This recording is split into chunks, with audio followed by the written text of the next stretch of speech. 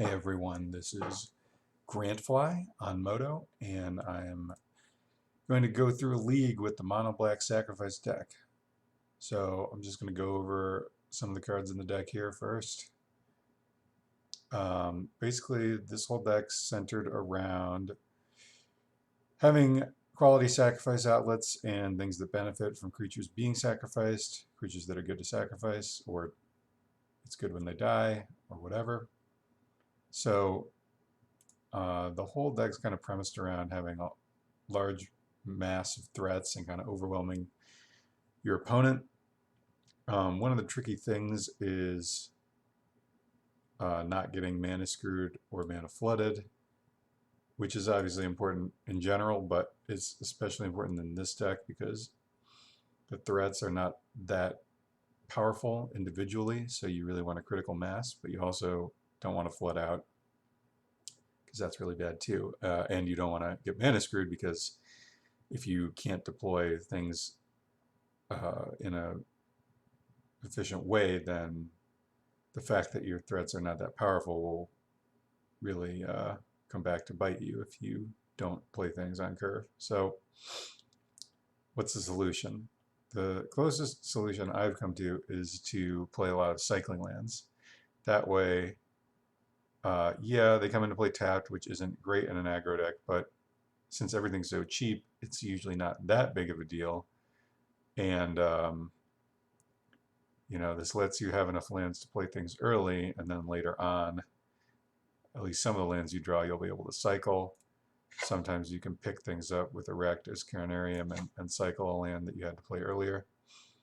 So I know it's weird to start out with the lands in a deck explanation, but I think that's pretty crucial here. And I actually moved up to 20. I was playing fewer before, but basically after testing out various cards for the last few slots, I sort of come to the conclusion that the best cards I could add would be more lands to try and improve the consistency.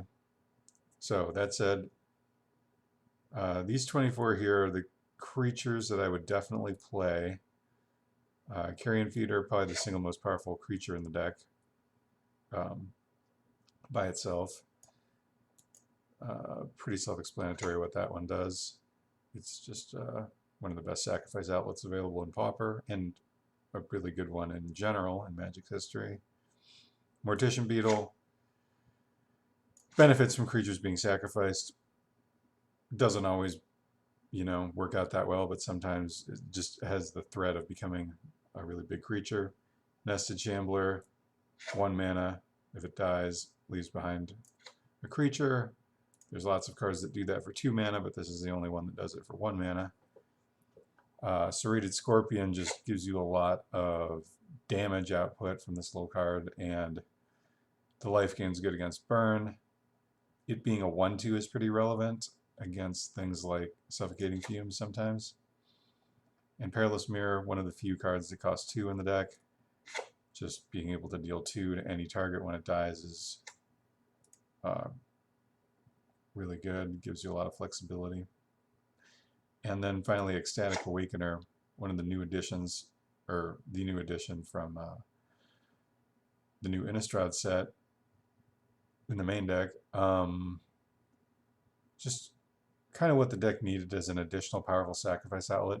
It's not always great in the early game, or if you're constrained on mana, which is one more reason why I sort of upped the land count a little bit so that you can activate this more.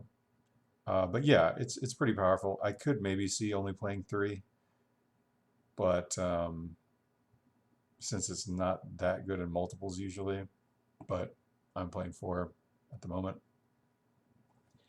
And then these are the creatures that I'm sort of experimenting with. I've experimented with a lot of different creatures: Shambling Ghast, Unwilling Ingredient, Plagued Rusalka, and they've all been okay.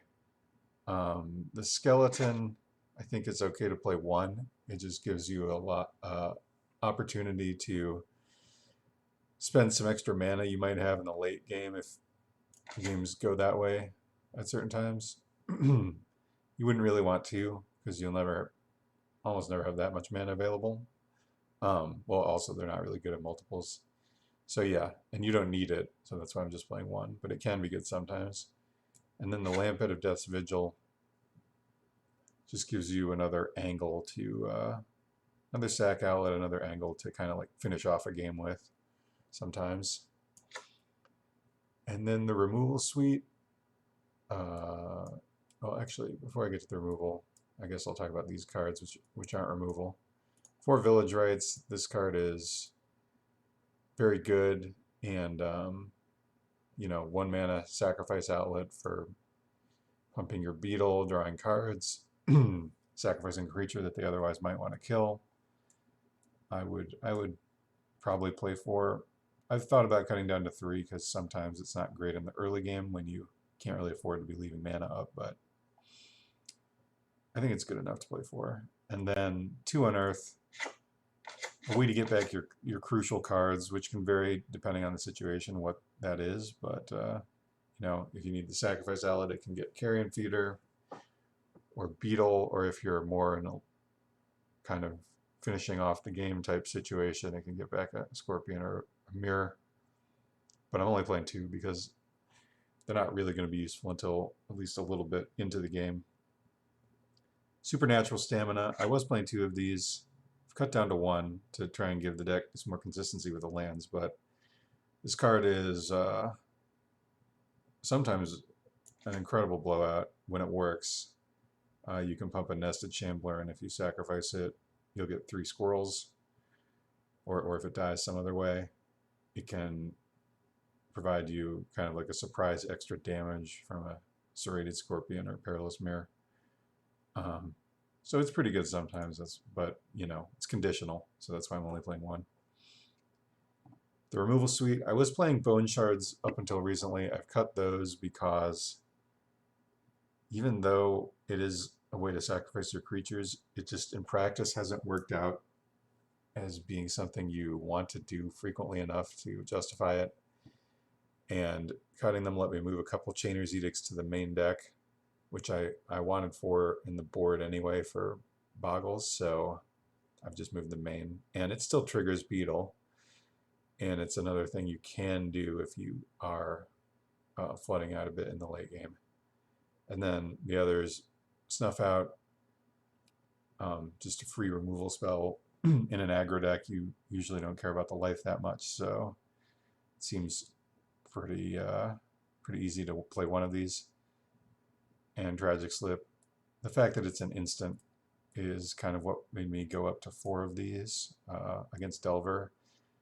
It's pretty important sometimes to be, or Delver or the Fairies blue decks, to be able to kill a Spellsitter Sprite. You know, if they try and counter something, you can kill it for 1 mana and usually resolve your card, which is really crucial in the early game. And then, you know, later on, usually you can trigger Morbid and kill anything with it.